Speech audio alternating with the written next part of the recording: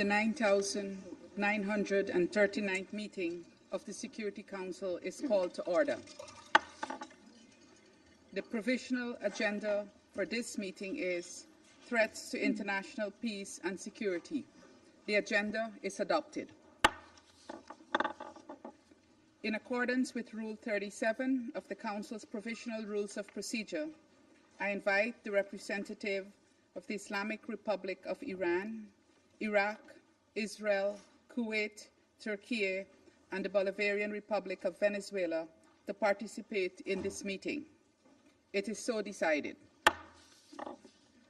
In accordance with Rule 39 of the Council's Provisional Rules of Procedure, I invite the following briefers to participate in this meeting: Ms. Rosemarie DiCarlo, Under Secretary General for Political and Peace-Building Affairs, and Mr. Rafael Mariano Grossi, the Director General of the International Agency for Atomic Energy.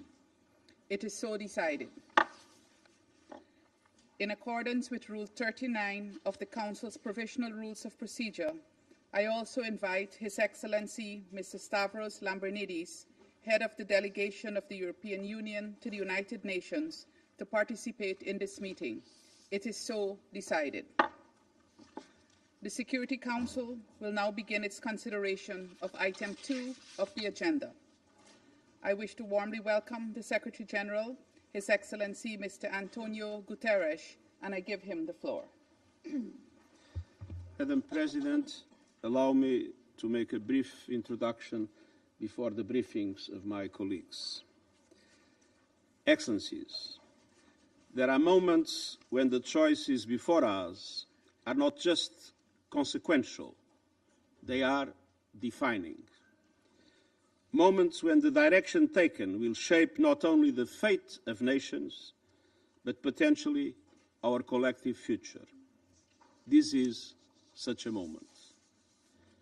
To the parties to the conflict, the potential parties to the conflict, and to the Security Council as the representative of the international community, I have a simple and clear message: give peace a chance.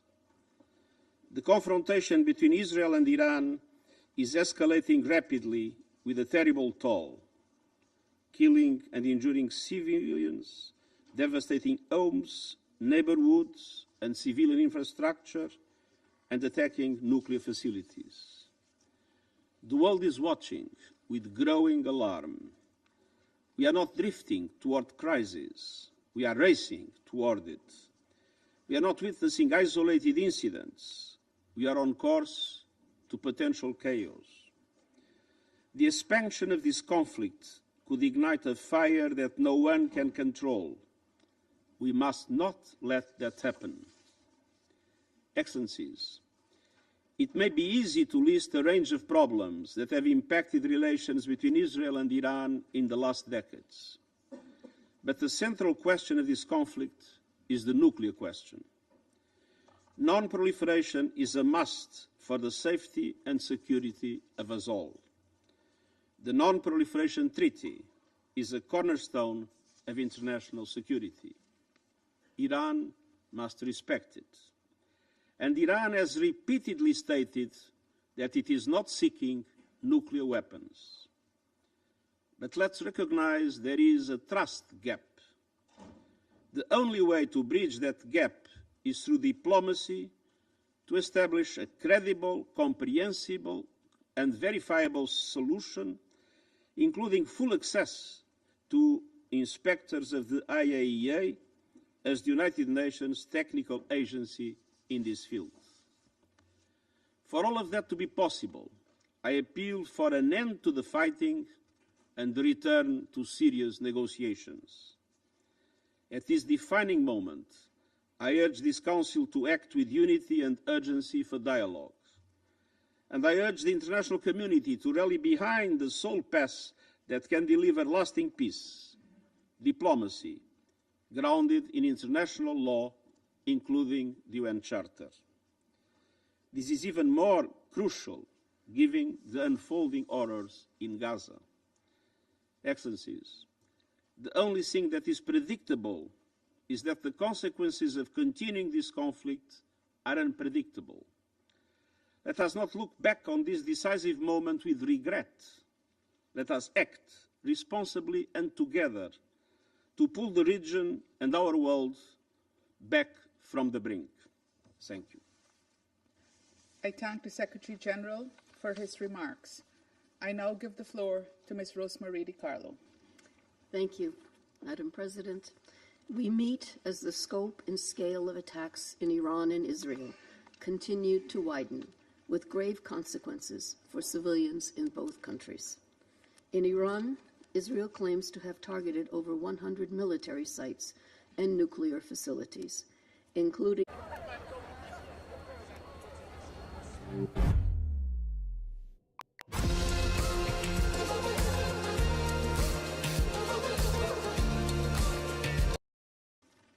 At the same time, government buildings, homes, and residential neighborhoods, factories, hospitals, airports, and refineries have been stuck in and around Tehran, Isfahan, Tabriz, Avaz, and among many other cities.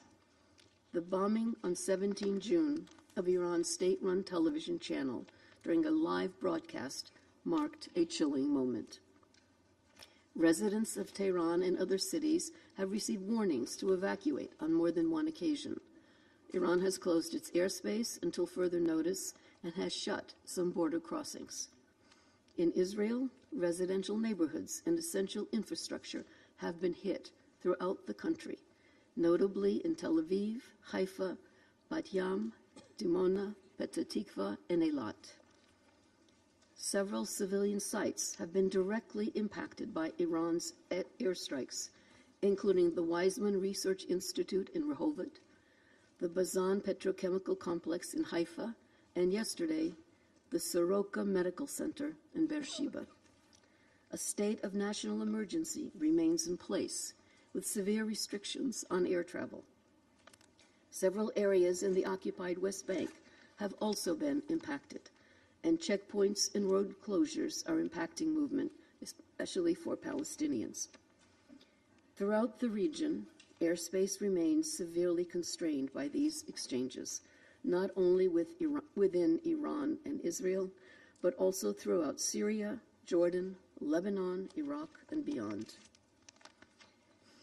The intensifying cycle of attacks and counterattacks has resulted in hundreds of civilian casualties, including fatalities in both Iran and Israel. According to Iran's Ministry of Health, as of 19 June, 224 people had been killed and more than 2,500 others injured in Israeli strikes across Iran. The health ministry added that 90% of the victims were civilians. Other estimates, based on local non-governmental organizations and human rights groups, suggest the death toll is at least double the official figure. In addition, there have been over 20 high-ranking Iranian military leaders killed, notably the commander and chief of staff of the Iranian Armed Forces, the IRGC commander-in-chief, an IRGC intelligence chief, as well as several nuclear scientists.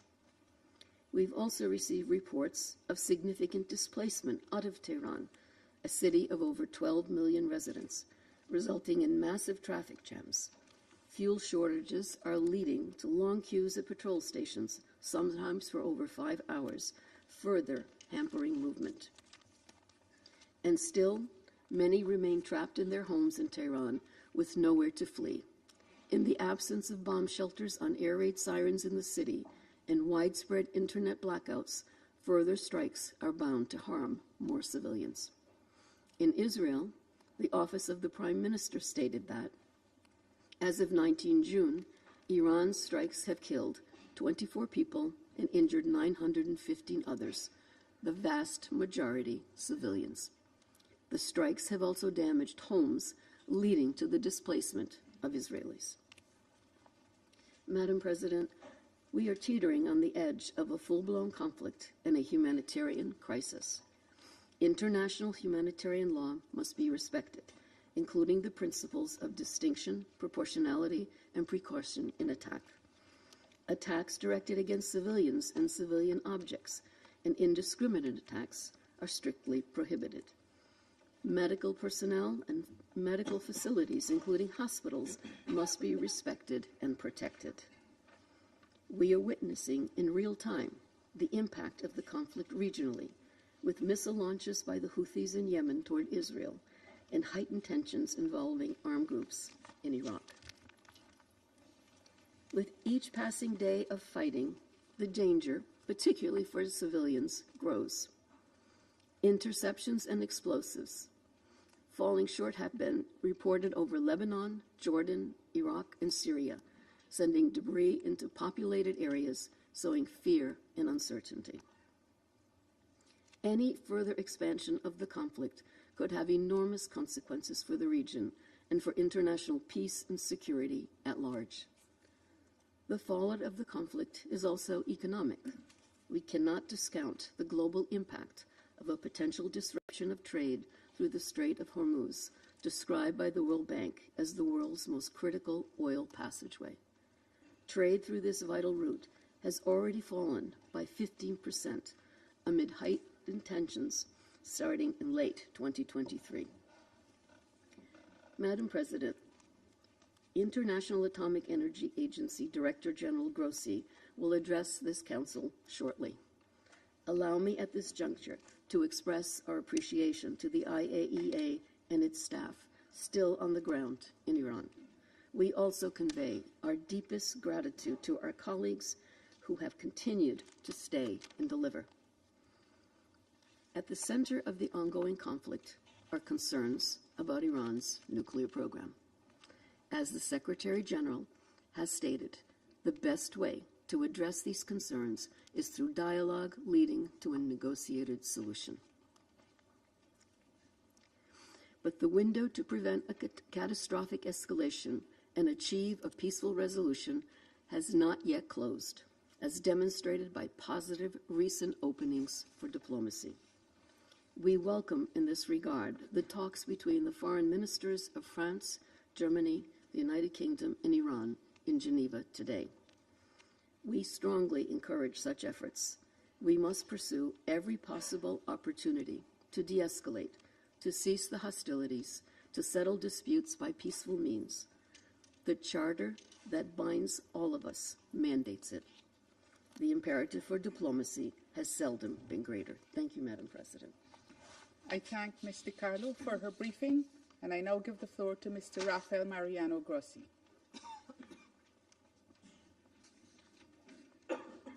Thank you very much, Madam President, dear Secretary General, dear Madam Under-Secretary General, dear friends.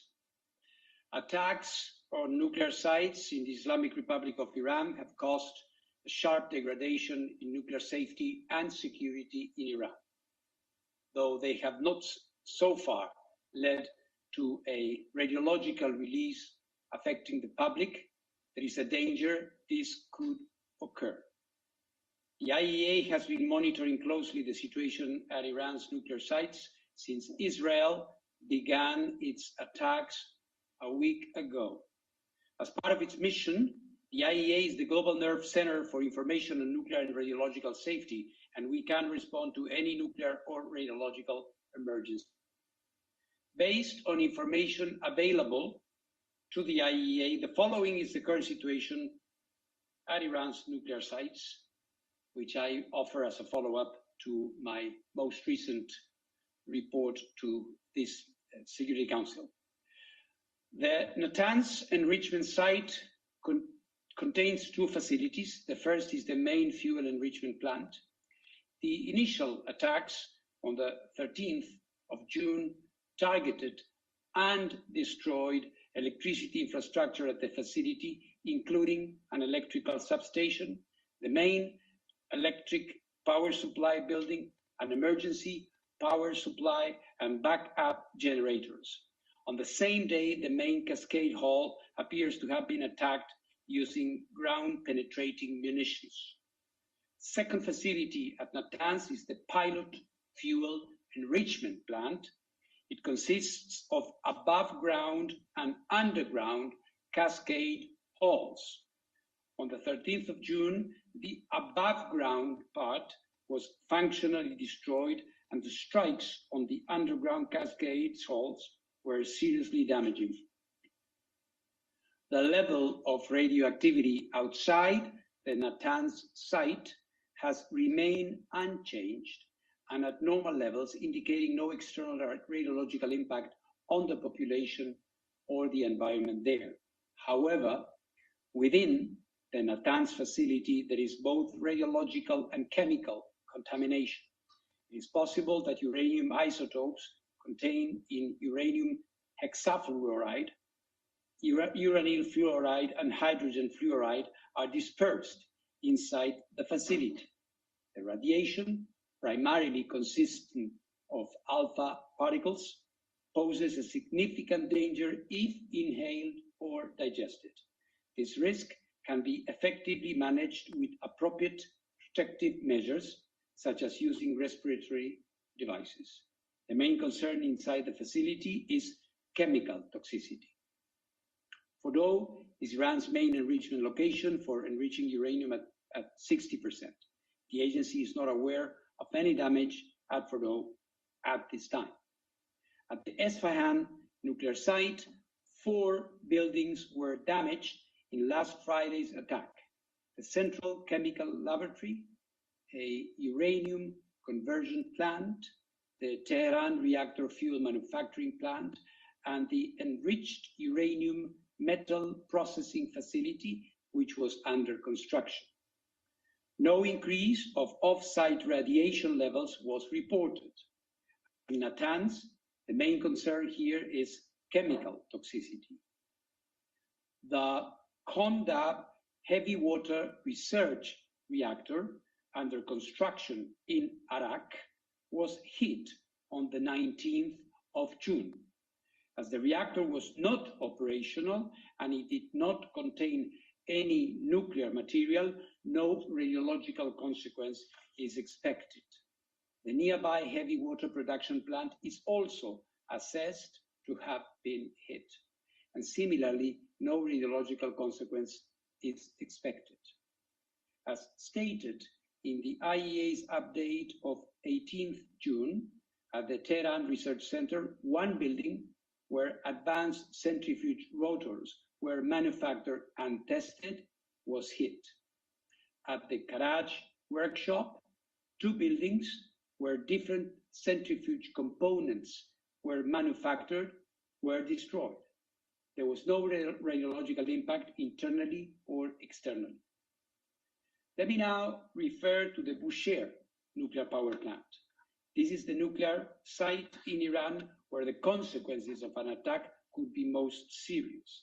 It is an operating nuclear power plant, and as such, it hosts thousands of kilograms of nuclear material.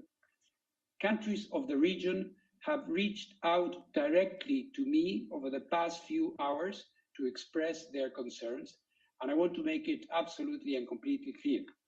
In case of an attack on the Bushehr nuclear power plant, a direct hit would result in a very high release of radioactivity to the environment. Similarly, a hit that disabled the only 2 lines supplying electrical power to the plant could cause its reactor's core to melt, which could result in a high release of radioactivity to the environment. In the worst case, both scenarios would necessitate protective actions, such as evacuations and sheltering of the population, or the need to take stable iodine with a reach extending to distances from a few to several hundred kilometers. Radiation monitoring would need to cover distances of several hundred kilometers, and food restrictions may need to be implemented. Any action against the Tehran nuclear research reactor could also have severe consequences, potentially for large areas of the city of Tehran and its inhabitants. In such a case, protective actions would need to be taken. I continue to provide public updates about the developments at all these sites and their possible health and environmental consequences. The agency is, as Madam Undersecretary have kindly reminded, is and will remain present in Iran, and inspections there will resume as required by Iran's safeguards obligations under its NPT safeguards agreement as soon as safety and security conditions allow. In this context, let me restate that the safety of our inspectors is of utmost importance. The host country has a responsibility in this regard, and we expect every effort to be made to ensure that their security and their communication lines with the IAEA headquarters will be maintained. As stated in my most recent report to the agency's Board of Governors, and based on inspections conducted at the relevant facilities since then, Iran's uranium stockpiles remain under safeguards in accordance with Iran's comprehensive safeguards agreement. You may recall that more than 400 kilograms of this stockpile is uranium enriched up to 60% of uranium-235. It is essential that the agency resumes inspections as soon as possible to provide credible assurances that none of it has been diverted. Importantly, any special measures by Iran to protect its nuclear material and equipment must be done in accordance with Iran's safeguards obligation and the agency. Therefore, it is of paramount importance that the agency's inspectors are allowed to verify that all relevant materials, especially those enriched to 60%, are accounted for. Beyond the potential radiological risks, attacks on such materials would make this effort, of course, more difficult. Madam President, the IAEA has consistently underlined, as stated in its General Conference resolutions, that armed attacks on nuclear facilities should never take place and could result in radioactive releases with grave consequences within and beyond the boundaries of the state which has been attacked. I therefore again call on maximum restraint. Military escalation threatens lives and delays indispensable work towards a diplomatic solution for the long-term assurance that Iran does not acquire a nuclear weapon. Madam President, the presence, support, analysis and inspections of technical experts are crucial to mitigating risks to nuclear safety and security. That is true during peacetime and even more so during military conflict. For the second time in 3 years, we are witnessing a dramatic conflict between two UN and IAEA member states in which nuclear installations are coming under fire and nuclear safety is being compromised. The IAEA, just as has been the case with the military conflict between the Russian Federation and Ukraine, will not stand idle during this conflict. As I stated in this chamber just a few days ago, I am ready to travel immediately and to engage with all relevant parties to help ensure the protection of nuclear facilities and the continued peaceful use of nuclear technology in accordance with the agency mandate, including by deploying agency nuclear safety and security experts, in addition to our safeguards inspectors in Iran, wherever necessary. For the IAEA to act, a constructive professional dialogue is needed. I urge the members of this council to support us in making it happen sooner rather than later. The IAEA must receive timely and regular technical information about affected nuclear facilities and their respective sites. I urge in this regard the Iranian regulatory authorities to continue a constructive dialogue with the IAEA Incident and Emergency Center, which has been operating 24/7 since the beginning of this conflict. Nuclear facilities and material must not be shrouded by the fog of war. Yesterday, there was an incorrect statement to the media by an Israeli military official that the Bushehr nuclear power plant had been attacked. Though the mistake was quickly identified and the statement retracted, the situation underscored the vital need for clear and accurate communication, and the agency's unique role in providing it in a technically accurate and politically impartial way is obvious.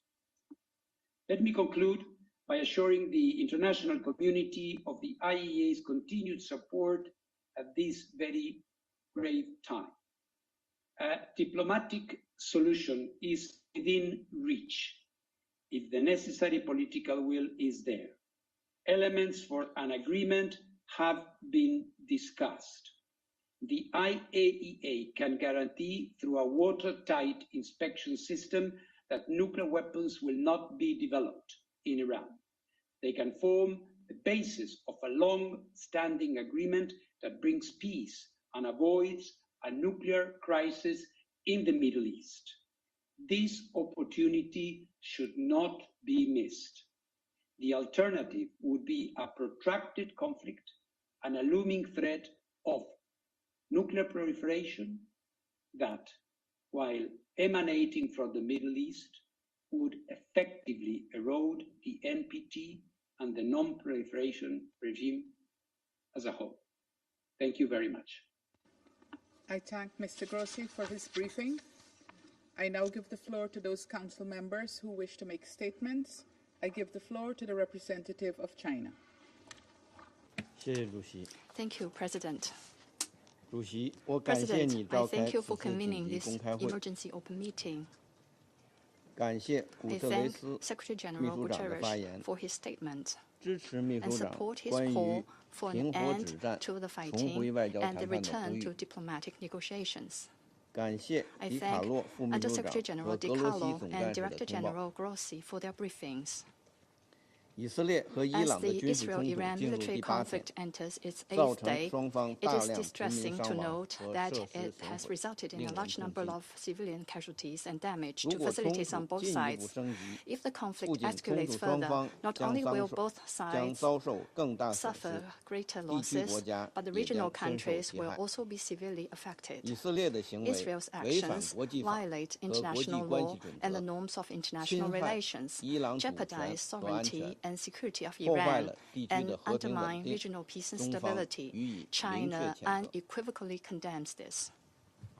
中国国家主席 Chinese 习近 President 平 Xi 针对 Jinping 当 has 前 put 事态 forward a 提出了 4-point 4点 proposal 主张。 regarding the current situation. 中国外交部长王 Chinese 毅 Foreign Minister 同 Wang 伊朗、 Yi 以色 has 列 spoken 和地区 separately 国家 with 外 his 长 counterparts of 分别通 Iran, 话。 Israel, and the regional countries. 当前紧要 At 关 this 头， critical 国际社 juncture, 会 the 应进一 international 步凝 community 聚 should 共识， further forge a 全力 consensus 劝和 and 促 make 谈， every effort 平 to 息 promote 紧张 talks 局势。 to ease tension. 我讲4点： I will make 4 points. 第一， First, 必须 there 立 must 即 be an 停火止 immediate 战。 ceasefire and an end to 武 fighting. 力不是 The 解 use 决 of 国 force 际 is 争 not 端 the 的 right 正 way 确 to 方式， resolve international 只会 disputes. 加剧 It will 仇恨 only 和矛盾。 exacerbate hatred and 越早 conflicts. 实现 The 停 sooner 火， a 造 ceasefire 成的 is 损 put in 失 place, 才会 the 越小。 less damage will be done. 不能坐视 The 地区局 situation 势 in 滑 the 向未 region 知的深 cannot be 渊。 allowed to slide into an unknown 冲突 abyss. 当事方， The parties 尤 to 其 the 是以 conflict, 色列， Israel in 应当 particular, 尽快 should 停火， cease fire as soon as 防止 possible 局势 to 轮番 prevent 升 the 级， situation from 坚决避免 escalating 战 and 争 to 外溢。 avoid any spillover of the war. 第二， Second, 必须保障 the 平民安 safety 何 of civilians must be 无论任何 ensured. 时候， The 军 red 事冲 line 突 of 中保护 protecting 平民的红 civilians 线 in armed 都不能 conflicts 突破。 must not be crossed 无 at 差 any 别使 time, 用武力的 and the 行为都不 indiscriminate 可接 use of 受。 force is 冲突 unacceptable. 当事方 The parties 应 to the 严格遵 conflict 守国际 must 法， strictly abide by 坚 international 决避 law, 免殃及无 resolutely 辜平民， avoid harming 避免 innocent 攻击 civilians, 民用设施， refrain from 并为 attacking 第三国 civilian 公民撤 facilities, 离 and 提供便利。 facilitate the evacuation of third country nationals. 第三， Third, 必须坚 we 持对 must 话 stay 谈判。 committed to dialogue and 沟通对话 negotiation. 是实 Communication 现 and 持久和 dialogue 平的 are 正 the 确 right 路径。 paths to 当 lasting 前的 peace. 冲突 The current 打 conflict 断 has 了伊朗核问 interrupted 题 the 谈判进 negotiation 程。 process on the Iranian nuclear 伊朗 issue. 多处核设 The 施遭到 attacks 袭击， on 这 multiple 开创了 Iranian 危险 nuclear 的先例， facilities set a dangerous 可能造 precedent 成灾 and 难 could 性后 have 果。 catastrophic 要坚决 consequences. We must 要 not 坚定政治解决伊朗核问 We 题大方向 must 不 not 动摇， waver in the 坚 general 持通 direction 过 of a 对话 political 谈判 settlement to the 推 Iranian 动伊 nuclear 朗核 issue, 问题 and we must 重回 persist 政治 in 解决轨 returning the 道。 Iranian nuclear issue to 中 the 方 track 欢 of a 迎 political 英国、 solution 法 through 国、 dialogue 德国 and 外长、 negotiation. 欧盟 China 外交 welcomes the 与安 talk 全 in 事务高 Geneva 级代 among 表 foreign 同 ministers 伊 of 朗外 UK, 长 France, 在日内 Germany, 瓦 and the 正 High 在举行的 Representative 会 of 谈。 EU for Foreign Affairs and Security Policy, and the Foreign Minister of Iran. 第四， Fourth, 必须 we must 汇聚国际 bring 社会 together the 复合努 efforts 力。 of the international community to 中东 promote 不稳， peace. 天下 Without 难安。 stability in the Middle East, peace in 以 the 伊 world 冲突 would be 导致 elusive. 中东 The 紧张局势 Israel-Iran 骤然 conflict 升 has 级， led to a 也 sudden 对全球 escalation 安 of 全 tension 造 in the 成 Middle 严重 East 冲击。 and has also had a 近日 serious impact on 21 global 个阿拉伯 security. 伊斯兰 Recently, 国家 21发表外 Arab 长联 and 合声明， Islamic 共 countries 同 issued 呼 a 吁 joint 停火止 statement of 战， foreign ministers 重启 calling 伊 for 朗 a 核问题 ceasefire, 谈判， resuming talks on 维 the 护 Iranian 地 nuclear 区持久 issue, 和 and 平。 maintaining 中 lasting 方 peace 对 in the 此完 region, 全支持。 which China fully supports.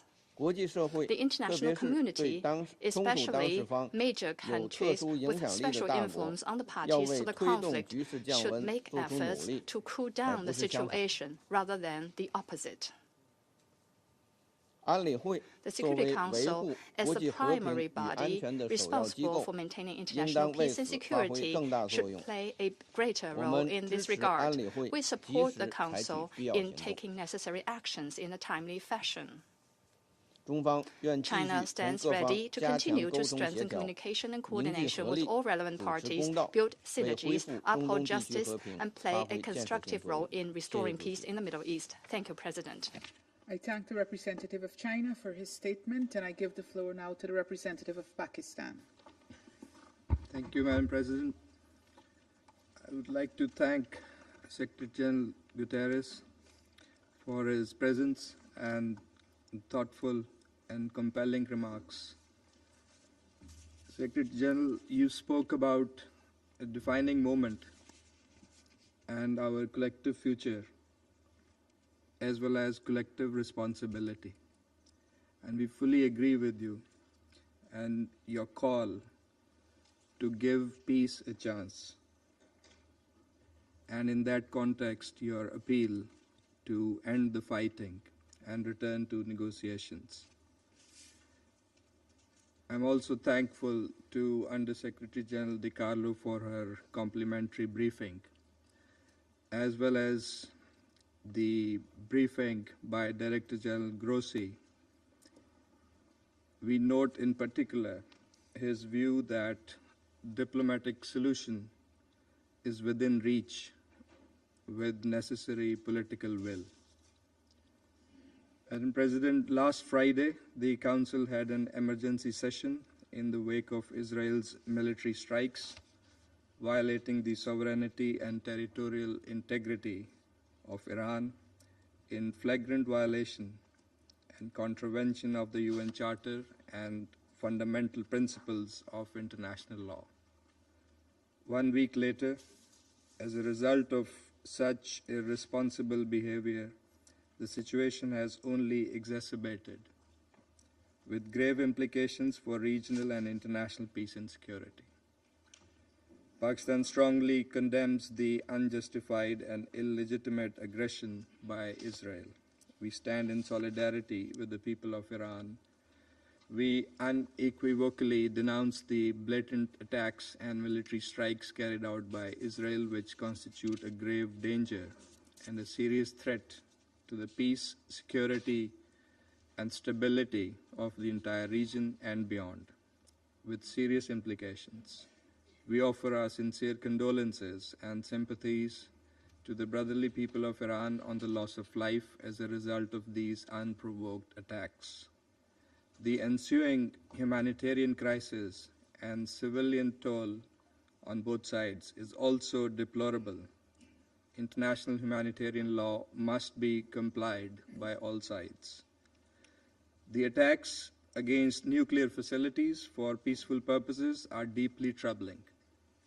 Such attacks contravene international law, the Charter of the UN, Statute of the IAEA and relevant IAEA General Conference resolutions on the issue.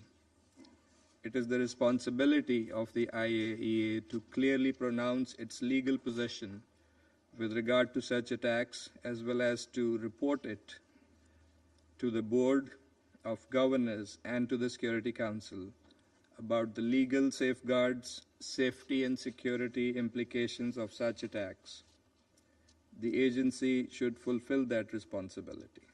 Madam President, the latest crisis has aggravated the existing tensions in the region, arising from Israel's continuing ruthless assault on Gaza that has resulted in an unprecedented humanitarian catastrophe for the innocent Palestinians, as well as its recurring violations of international law in Syria, Lebanon, and Yemen. The Security Council bears primary responsibility to immediately stop this wanton aggression and hold the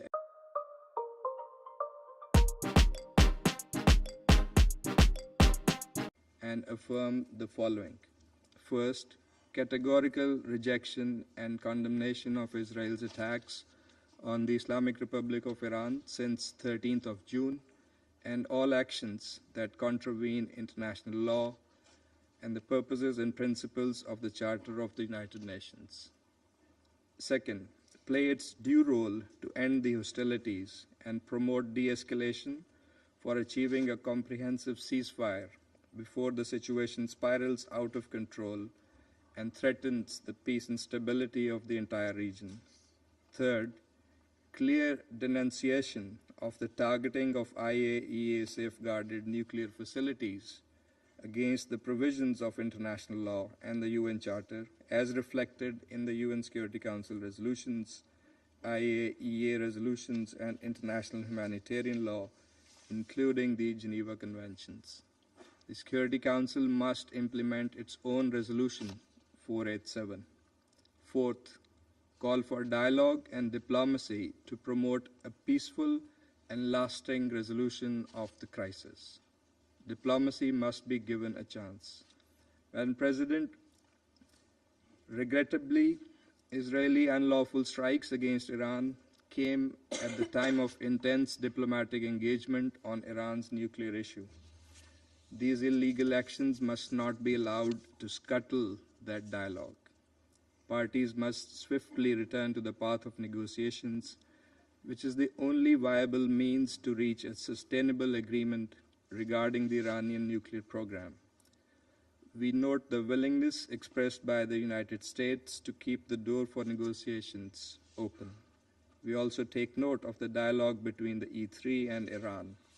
We hope that the diplomatic efforts and engagements will bear fruit. We reaffirm our long-standing position that all issues concerning Iran's nuclear program must be resolved peacefully through dialogue and diplomacy in accordance with the rights, international obligations, and responsibilities of all the parties concerned. At the same time, verification activities by the IAEA as the competent international technical organization mandated to implement respective safeguards obligations should continue unimpeded.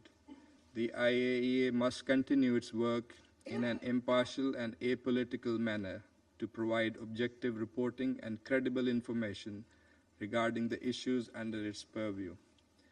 Madam President, this is a critical moment. The Security Council must fulfill its responsibility and facilitate peaceful resolution of disputes. Military means and coercion cannot bring about a lasting settlement.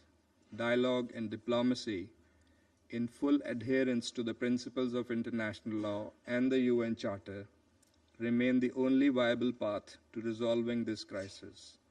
This Council must therefore unite in support of the Secretary General's call for end to fighting and return to negotiations and dialogue.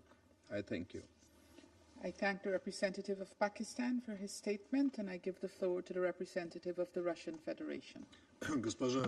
Madam President, We are grateful to the Guianan presidency for the prompt response to the request from Russia, China, Pakistan, and Algeria to convene this meeting.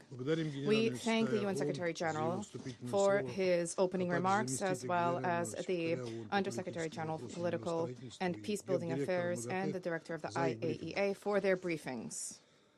Madam President, exactly a week has elapsed since the start of the escalation of the Iran-Israeli conflict, which the Security Council discussed on the 13th of June.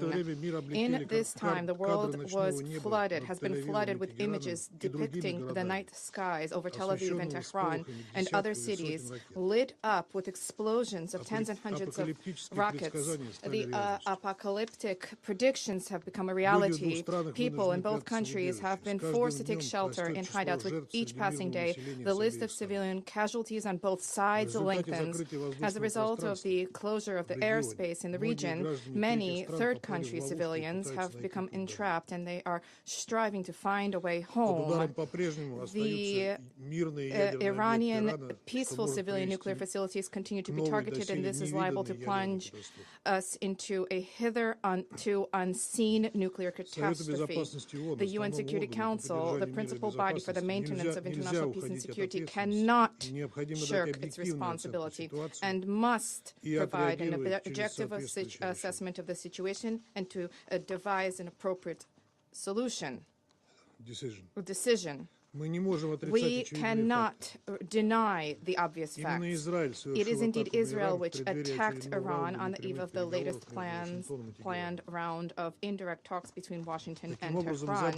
Thereby, West Jerusalem not only demonstrated blatant disregard for the efforts that have been undertaken to seek a diplomatic solution to issues around the Iranian nuclear program, but also demonstrated contempt for its key ally, the United States, which up until recently had been declaring an intent to reach a compromise solution on this matter.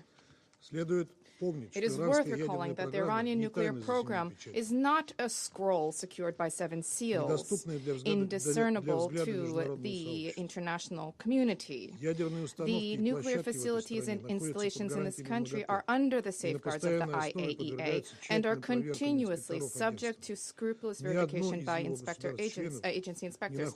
Not a single of the member states of this body is under more stringent oversight and scrutiny. Iran has been strictly complying with its obligations under the NPT and the Comprehensive Safeguards Agreement. The Secretariat of the agency's reports have no mention whatsoever about the presence of proliferation risks. So it turns out that Israel has disregarded the assessments of the Specialized International Agency, having on its own authority appointed itself a judge, single-handedly deciding to carry out strikes against a sovereign country with no regard for the UN Charter and international law. Just recently, in the Middle East, a tragic precedent occurred of an invasion into a state under the pretext of alleged presence there of WMDs, which subsequently failed to materialize. It's a pity that the United States, which demonstrated to the entire world this discredited example in 2003, which generated suffering for millions of people, does not wish to learn from its own mistakes. Today, the U.S., yet again, together with the UK, France, and Germany, is attempting to persuade all parties to believe the groundless fabrications about plans allegedly harbored by Tehran to gain possession of nuclear weapons. Nor can we forget the fact that the attack on Iran was carried out at a time when the entire world observed with horror the ongoing man-made disaster which was unfolding in Gaza and continues to unfold in Gaza, and was condemned the ongoing humanitarian blockade of the Strip and was awaiting the high-level conference in support of the two-state formula under the aegis of the United Nations in accordance with General Assembly resolutions. Instead of reverting back to the sole possible negotiated peaceful settlement of Palestine, Israeli military political leadership raised the stakes and expanded the geography of the conflict in the region. Perhaps the Western Jerusalem's calculations also are to have the new military misadventure detract the international community's attention away from the crimes perpetrated by Tzahal in Gaza and the West Bank. We have seen highly perilous attempts to drag third countries into this confrontation, and this, as was rightly noted noted by the Secretary General, would have colossal consequences, not just for the stakeholders and the parties engaged, but for the entire region and international peace and security as a whole. We concur with Mr. Guterres' position about the need to avoid internationalization of the conflict. Madam President, the present escalation around Iran did not start yesterday. Having attacked the country, Israel first received a direct pass from a host of Western states. The rhetoric uttered by British, French, and German diplomats in the lofty chambers of the UN Security Council and the IAEA Board of Governors are equally dangerous, just as dangerous as the deadliest weaponry, the blatant blackmail of the leadership of the agency in order to compel it to draft a vague so-called comprehensive assessment on the Iranian nuclear program, pushing through biased anti-Iranian resolutions at the IAEA Board of Governors. All of this made those countries effectively complicit in the Israeli aggression. Let's recall that this specific IAEA report was one of the justifications used by Israeli leadership for the attack on Iraq. What is telling in this connection is a cynical statement from the German Chancellor, Mr. Merz, about, and I quote, Israel doing the dirty work for us. End of quote. The fact that the launch buttons are being pressed by West Jerusalem does not absolve Washington, London, Paris, and Berlin from responsibility for what is taking place.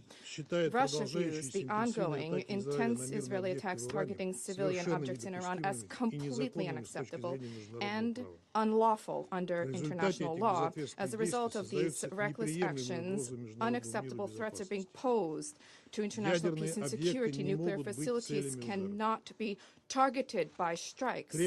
We demand that West Jerusalem immediately cease attacks and raids on Iran, first and foremost the nuclear facilities which are under the protection of the IAEA. We expect that the agency leadership will draft in short order a detailed written report and response to the reports for consideration of the IAEA Board of Governors and the Security Council with a frank assessment of the damage sustained by Iran's nuclear and energy facilities, as well as the safeguards application in that country, including in the context of the presence of inspectors there, inspectors whose lives were under imminent threat. We take note of the clear Iranian statements about its steadfast commitment to obligations under the NPT and a willingness to resume contact with Washington to forge possible solutions that dispel all baseless suspicions and biases vis-a-vis Tehran's nuclear program under the condition that Israeli attacks cease. We support this position. We share the Secretary General's call for an immediate de-escalation resulting in a ceasefire. We firmly believe that a resolution can be provided for in a sustainable way only through diplomacy and negotiations. The goals of nuclear non-proliferation, whose cornerstone is the NPT, cannot and must not be attained through aggression at the cost of innocent lives. We believe that solutions whereby Iran's right to peaceful nuclear activity and Israel's unconditional safety and security will simultaneously be upheld are feasible and attainable. We have conveyed these options to our U.S. and Israeli colleagues as well as Iranian partners. We stand ready to provide them with the necessary assistance in seeking solutions that are acceptable to all. For now, we still have an opportunity to avoid another devastating war that would have unpredictable repercussions for the entire region and world. We stand ready to seek relevant solutions and decisions at the UN Security Council to engage constructively with all parties who genuinely advocate diplomacy and dialogue. Thank you. I thank the representative of the Russian Federation for his statement, and I give the floor to the representative of Algeria. Thank you, Madam President. First, I wish to express our appreciation to you for convening this urgent meeting, the second within a week, which underscores the seriousness of the situation before us. I thank the Secretary General for his remark and his personal engagement toward peace and stability in the region. And we echo your call for dialogue and for ending the fighting. I also thank USG DiCarlo and Director General Grossi for their briefings. Madam President, Israel's attack against Iran is an unprovoked and unjustified act. It constitutes a flagrant violation of the Charter of the United Nations. This is an attack on nuclear facilities under IAEA safeguard. If these guarantees, and even the presence on the ground of international inspectors cannot guarantee the protection of such installations, then the credibility of the entire nuclear non-proliferation regime is called into question. If those entrusted with upholding this regime are unable or unwilling to condemn and denounce such violations, they must ask themselves, what is their purpose? And are they truly fulfilling their responsibilities? We must resist any attempt to justify what in essence is an act of aggression against a sovereign member state of the United Nations. Any misleading narrative is unacceptable. As Director General Grossi stated in an interview with CNN, we, the IAEA, did not have any proof of a systematic effort to move into a nuclear weapon. End of quote. These words merit our full attention. Madam President, it is imperative that everyone returns to a path of reason. Negotiation between the E3, the European three, and Iran. Negotiation between US and Iran with the facilitation of Oman remain a viable and a constructive option available for diplomacy. Algeria has always believed in the power of dialogue, and we echo the call of the Secretary General in this regard. Even in time of heightening tension, mediation and Charter's principle remain our unique, viable tools. Let me quote the Charter. All members shall settle their international dispute by peaceful means. End of quote. Madam President, international humanitarian law is clear. Nuclear power plant enjoy specific protection and shall not be made the object of attack.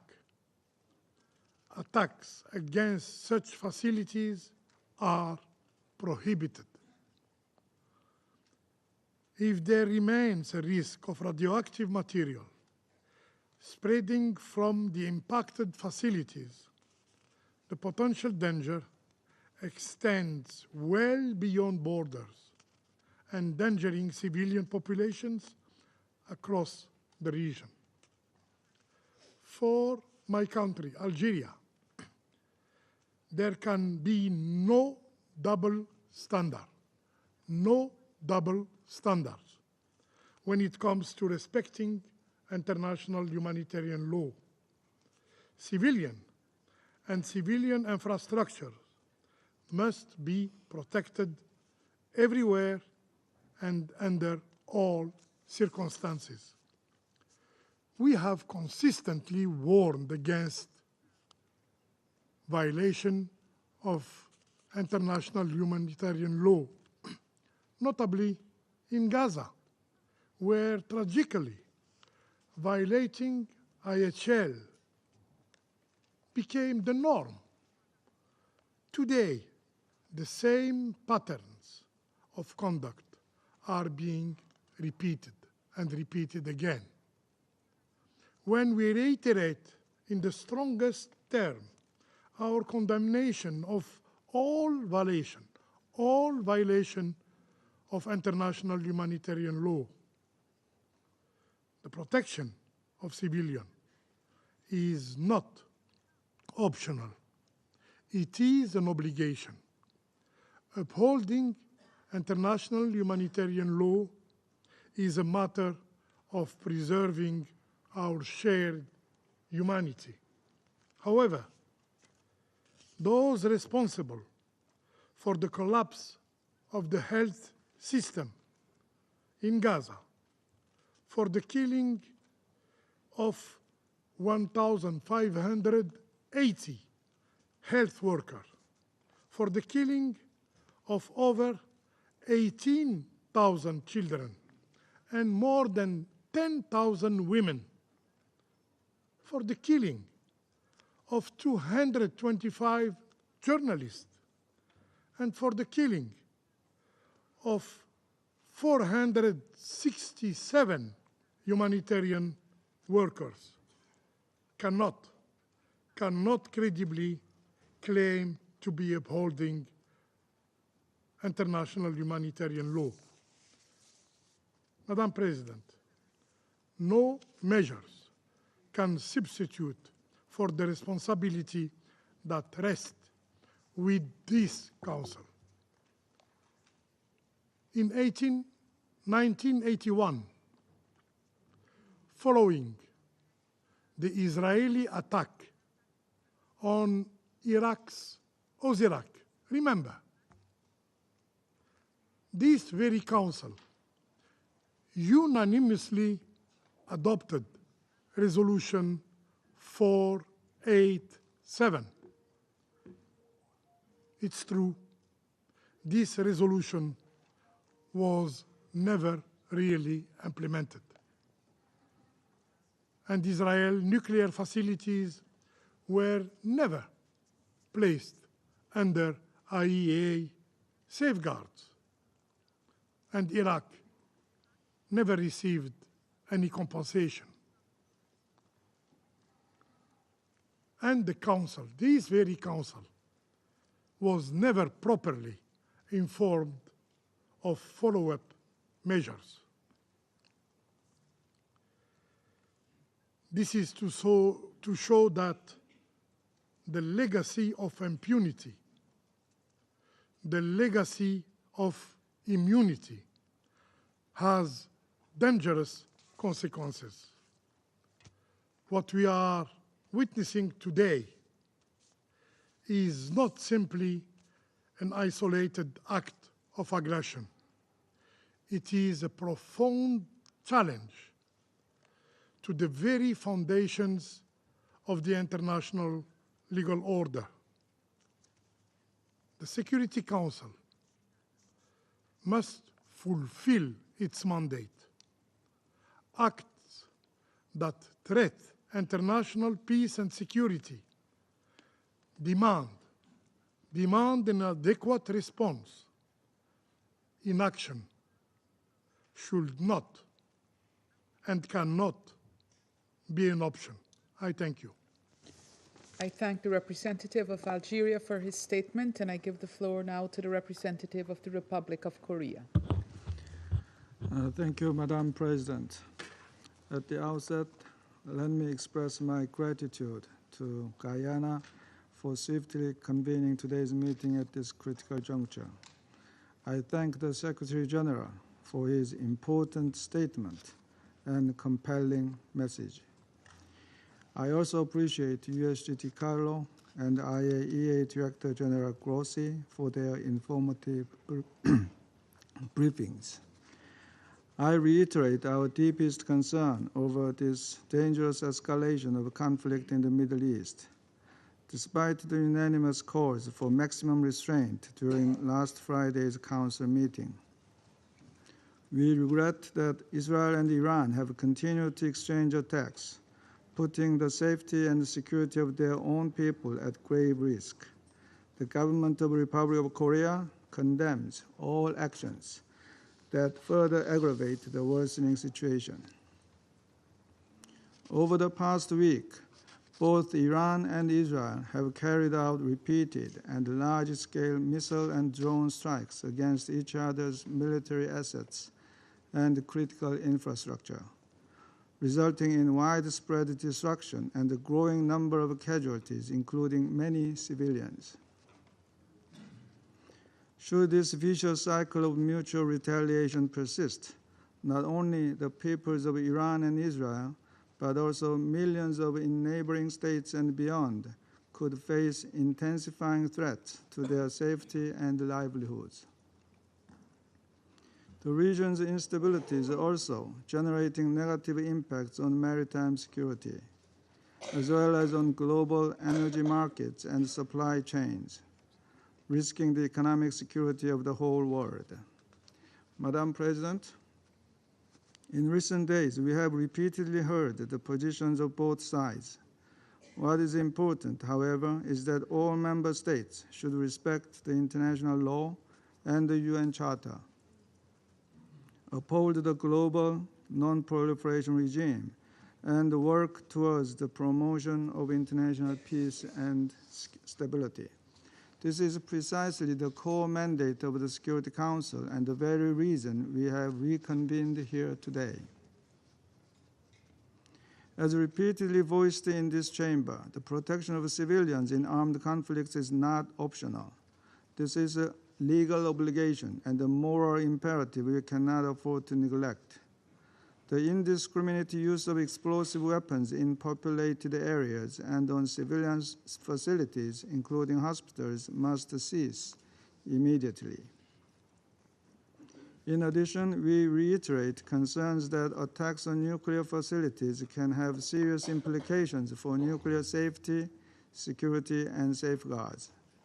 In this regard, we commend the IAEA's prompt establishment of a task force and continued reporting on the management of affected facilities. Appropriate assessments by the IAEA of potential risks, such as radioactive releases from further possible attacks on nuclear facilities, would be highly welcomed. Madam President, as a country that has long faced mounting nuclear and missile threats from its neighbor, the Republic of Korea does not view this situation as a distant issue confined to the Middle East. The international community remains unconvinced of the exclusively peaceful nature of Iran's nuclear program, and this issue should be clearly addressed. We must take the grave consequences of potential nuclear proliferation seriously. At the same time, we should recognize that military measures cannot be the ultimate solution to addressing proliferation concerns or securing long-term peace and security anywhere in the world. How Iran's nuclear issue is resolved carries significant implications for us all. We take note that the key parties have publicly maintained that they remain open to diplomacy. We sincerely hope that the talks among the foreign ministers of the United Kingdom, France, Germany, and Iran in Geneva today will achieve a timely outcome to navigate through this precarious situation and open another window for diplomacy. The Republic of Korea implores all parties to exercise both wisdom and determination to urgently resolve these immensely tough challenges. Thank you. I thank the representative of the Republic of Korea for his statement, and I give the floor to the representative of the United States. Thank you, Madam President. And thank you, Secretary General, for your introductory remarks, and Undersecretary General Rosemary DiCarlo and Director General Rafael Grossi for your briefings. DG Grossi, we commend the IAEA team for their professionalism in implementing the agency's critical responsibilities, especially during this complex and evolving situation. Colleagues, we meet at a decisive moment in the Middle East, convening amid an intensifying conflict between Israel and Iran.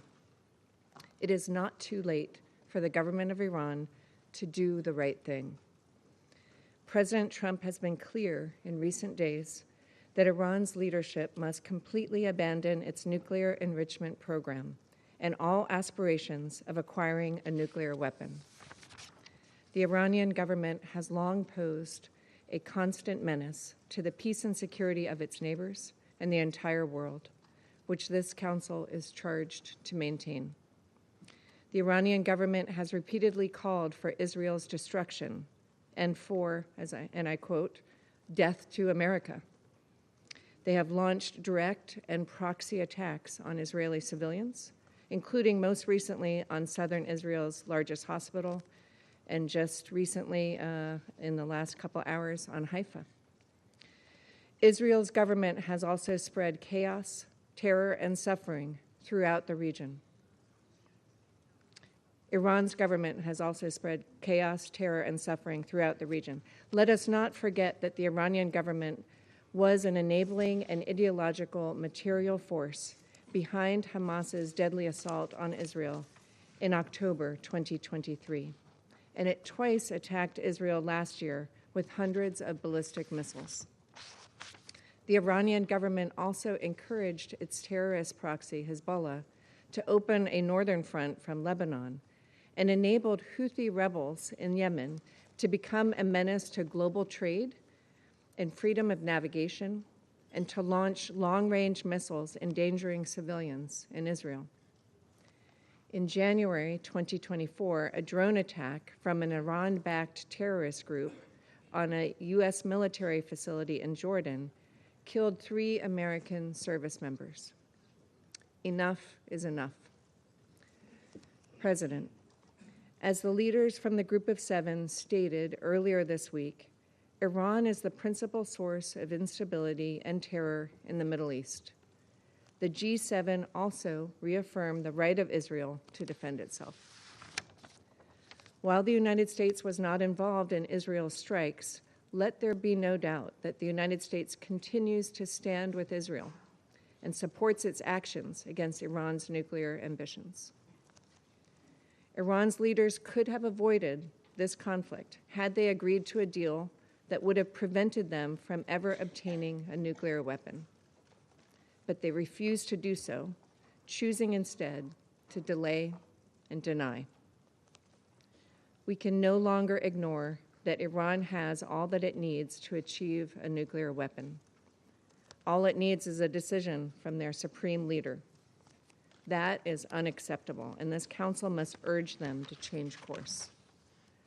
The government of Iran has nothing to gain by escalating their rhetoric toward the IAEA, launching missiles at civilians, threatening neighbors, or pursuing nuclear weapons. For too long, they have prioritized terrorism and their nuclear program above the well-being of their own people. Their resulting weakness is now on full display for the entire world. The Iranian government must abandon its nuclear ambitions so that there is no more destruction. Choose instead prosperity for their people. Thank you, Madam President. I thank the representative of the United States for her statement, and I give the floor to the representative of Panama. Gracias, Señora Presidenta. Thank you, Madam President. Saludamos y We agradecemos al greet secretario and general thank de las the Naciones Secretary General of the Unidas, United Su Nations, Excelencia His Excellency Antonio Guterres, por for su contundente his mensaje unambiguous en el que message. ha instado During a that message, ofrecerle he una oportunidad urged a an la paz. opportunity to be given to peace. Extendemos He nuestro said, give agradecimiento a la peace a Secretaria General chance. We Adjunta, also wish to Rosemary extend our DiCarlo, thanks to el USG Director Rosemary General del DiCarlo, Organismo the Director Internacional de General of the Energía International Atómica, Atomic Rafael Grossi, Energy Agency, por Rafael sus Grossi. We presentaciones, thank them both for their así como a las briefings. We delegaciones aquí also representadas thank que delegations nos here distinguen present hoy con su that participación. honor us with their presence. La reunión de hoy Today's meeting responde al llamado is a de la comunidad response internacional to the a exhortar a las partes international community's involucradas appeal to a urge adoptar parties medidas involved en to dirección adopt a la measures desescalada del aimed at conflicto, de-escalating the cuyo conflict. acelerado desarrollo The aterra. conflict has picked Hemos up sido pace, testigos and that is a del source of lamentable despliegue de great ataques fear. que han We causado la have witnessed pérdida de the vidas civiles, regrettable entre staging of ellos attacks that have mujeres, claimed niños civilian y niñas, lives, including the lives convirtiendo a of la women, boys, población and civil girls. That en la has principal made the víctima civilian de este population the conflicto. primary victim of this El Consejo de conflict. Seguridad The tiene Security nuevamente Council hoy today, once el deber de again, encontrar has the mecanismos duty a to través del find mechanisms multilateralismo through para construir multilateralism una to solución a craft a este solution asunto, to this como se matter. logró hace una It década did just that con la successfully a implementación decade de la ago with the Resolución implementation 2231. of Resolution Durante los 2231. últimos meses In recent hemos months, podido we observar have seen cómo se desarrollaron numerosas several rondas de rounds of negotiations que take tenían place. como The objetivo goal of these encontrar una negotiations solución was to diplomática find a al diplomatic programa solution nuclear de to Irán. Iran's nuclear Tal como program. lo ha señalado el As secretario was general, indicated by la the Secretary diplomacia, General, las diplomacy, negociaciones y el negotiations, diálogo and dialogue son las are únicas the vías only para ways alcanzar to achieve soluciones, solutions. por lo que instamos a Consequently, todas las we partes urge all a atender parties su to mensaje heed para that retomar un proceso message de from the Secretary negociación General genuino and que resume a permita genuine avanzar process of hacia un acuerdo negotiation de that will make it conformidad con possible las to normas move del derecho towards an internacional. agreement which No is in accordance existen with the norms of negociaciones international ni law. acuerdos There perfectos, are no perfect pero es a agreements or través del diálogo negotiations. They serio don't y exist. constructivo Nevertheless, it is y through del serious, compromiso constructive de que dialogue se pueden lograr and avances through commitment significativos that hacia significant soluciones progress can justas be y made towards sostenibles. just and lasting solutions. Asimismo, Moreover, reafirmamos we la reaffirm misión del the Organismo mandate Internacional de of the Energía International Atómica. It's a beautiful day at the Oval. Devon Radford, making his debut, is facing up to Ambrose. He digs out the Yorker and times it beautifully into the covers. Big things ahead for this new crop of youngsters. The future is bright. Appears that the distinction between critical infrastructures and military targets has grown blurred. Consequently, we urgently and responsibly appeal to all parties to uphold international law and international humanitarian law. It is of pivotal importance to protect and look after the civilian population and to guarantee respect for critical infrastructure.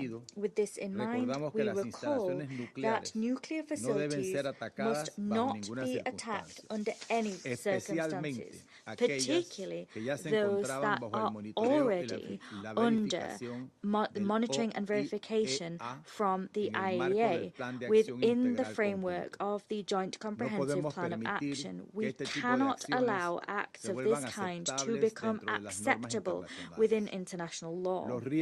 The risks to the civilian population are too great because an incident of this kind could cause the release of radioactive material, and that would have grave consequences for in terms of radiological contamination, that would be a risk to people and the environment and would have an unprecedented regional impact. At this critical juncture, it is vital that this Council take resolute, coherent action, such as to ensure that its action creates credibility, which in turn guarantees an immediate cessation of hostilities and full respect for the principles of international law. I thank you, Madam President. I thank the representative of Panama for his statement, and I give the floor now to the representative of Sierra Leone. Thank you, Madam President, and I thank you for convening this emergency meeting of the Security Council on the escalating conflict between Israel and Iran. We thank His Excellency Mr. Antonio Guterres, Secretary General of the United Nations, for his powerful reminder of this Council's responsibilities. as well as Mr. Rafael Grossi, Director General of the IAEA, and Ms. Rosemary DiCarlo, Undersecretary General for Political and Peacebuilding Affairs, for their timely and insightful briefings. This request for this meeting underscores the gravity of the recent regrettable developments, coupled with the expectation that the Council, indeed its members, will enable the Council to discharge its primary responsibility for the maintenance of international peace and security. We remain gravely alarmed by the ongoing military strikes by Israel against Iran, as well as the retaliatory strikes by Iran. These hostilities, which began on 13th June, have reportedly claimed the lives of senior Iranian officials, nuclear scientists, and civilians in both Israel and Iran, a toll we deeply find troubling. As we express grave concern regarding the attacks on Iran, we are equally disturbed by reports of strikes against or impacting civilian targets in Israel, including hospitals and emergency services, and in densely populated areas in clear violation of international humanitarian law. These hostilities have displaced families, damaged critical infrastructure, and disrupted essential services. Thousands face the urgent prospect of evacuation. Sierra Leone recalls the obligations of all parties under international humanitarian law, particularly the Fourth Geneva Convention, to protect civilians, medical personnel, and civilian objects at all times. We call for safe corridors for those seeking refuge, unimpeded humanitarian access, and close coordination with relief agencies to ensure the delivery of life-saving assistance. Swift humanitarian action is indispensable, yet it cannot substitute for political solution. The region needs restraint, responsibility, and credible diplomatic initiatives. Sierra Leone aligns itself with the Secretary General's appeal for the immediate de-escalation, renewed dialogue, and the exercise of maximum restraint. Statesmanship, not brinkmanship, is required. We are therefore heartened and fully welcome the meeting in Geneva today of the foreign ministers of the United Kingdom, France, and Germany, including the EU High Representative and the Iranian Foreign Minister, as part of efforts to ease this conflict. We believe this is a window of opportunity that clearly exists for genuine dialogue and peace to prevail. We recall the binding obligations under international humanitarian law. Article 56 of Additional Protocol 1 of the Geneva Conventions prohibits attacks on works and installations containing dangerous forces, including nuclear, electrical generating stations, if such attacks may cause the release of dangerous forces resulting in civilian losses. The IAEA has also consistently underscored that the safety and security of nuclear facilities must never be compromised by military action. The ongoing hostilities risk triggering a disaster of unimaginable scale. Any military action that endangers nuclear facilities risks severe humanitarian consequences, irreversible environmental harm, and further regional instability with global repercussions. We therefore emphasize the need to safeguard and allow the full and unhindered implementation of the Treaty on the Non-Proliferation of Nuclear Weapons, NPT, which remains the cornerstone of the global nuclear disarmament, non-proliferation, and peaceful uses regime. The current conflict underscores the fragility of the international nuclear order and the urgent necessity to preserve the integrity of the NPT process. We call upon all states to recommit to the NPT's objectives and to engage constructively in dialogue within its framework. Our Council has a duty to ensure that tensions do not derail the NPT's vital role in advancing peace and security. We further urge support for regional initiatives, including a Middle East zone free of nuclear weapons and other weapons of mass destruction, as envisaged in General Assembly and NPT review conference outcomes. We endorse inclusive diplomatic tracks aimed at restoring structured negotiations on Iran's nuclear program, the JCPOA, and addressing broader regional security concerns, including maritime safety and missile proliferation. Previous agreements, though imperfect, show that sustained engagement grounded in international law and mutual respect remains the surest path toward durable peace. We also support the impartial technical work of the IAEA. Full cooperation by all states, including Iran, with its monitoring and verification mandate is essential to ensure transparency, build confidence, and prevent miscalculation. We commend Director General Grossi for sustaining engagement under challenging circumstances. In closing, Madam President, Sierra Leone recalls the principle of sovereign equality under Article 2.1 of the Charter and the duty of member states to settle disputes by peaceful means under Article 33. We highlight Article 25, obliging states to accept and carry out Council's decisions, and Article 103, which establishes the supremacy of Charter obligations. The Council must speak with one voice in upholding the law and encouraging peaceful settlement.